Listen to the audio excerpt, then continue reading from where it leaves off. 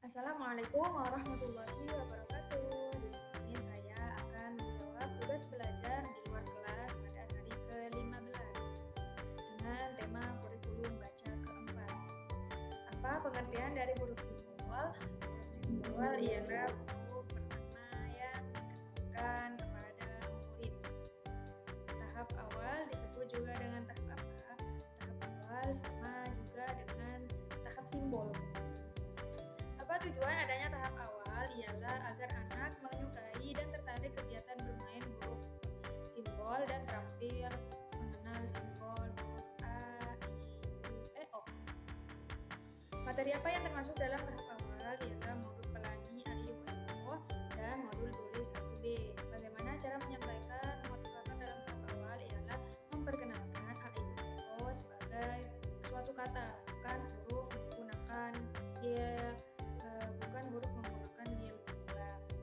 Apa pengertian dari HSAIUEO? Ialah huruf simbol A, I, U, E, O. Apa syarat sebelum menggunakan HSAIUEO? Ialah anak harus terampil HF, A, I, U, E, O. Apa tujuan utama dan tujuan khususnya? Adapun tujuan utamanya ialah agar anak menyukai bermain modul HS, A, I, U, E, O, dan tujuan khususnya ialah agar anak terampil mengenal simbol huruf A, I, U, E, O. Bagaimana cara motivator menyampaikan HSIUEO? Ialah dengan memperkenalkan AIUEO sebagai suatu kata huruf dengan menggunakan yel bimba. Bagaimana cara motivator mengevaluasi HSIUEO? Ialah dengan melihat anak apakah dia semangat dan tertarik dalam mengerjakan modul HSIUEO dan menanyakan secara acak ini huruf apa, itu huruf apa. Apabila anak sudah bisa, maka tujuan utamanya itu sudah tercapai. Apa tahap selanjutnya setelah HSAIUEO? Ialah B1A. Apa pengertian dari B1A? Apa syarat sebelum mengenalkan B1A? Ialah anak harus terampil HSAIUEO. Apa tujuan utama dan tujuan khususnya? Apabila tujuan utama ialah agar anak senang mengerjakan kegiatan B1A, dan adapun tujuan khususnya ialah agar anak terampil mengenal huruf simbol BDG KMPSY. Bagaimana cara motivator menyampaikan modul B1A? Ialah dengan mengajak anak bernyanyi BDG KMPSY, lalu memberitahu bahwa ini huruf BDG KMPSY. Bagaimana cara motivator mengevaluasi tujuan utama dan tujuan khusus?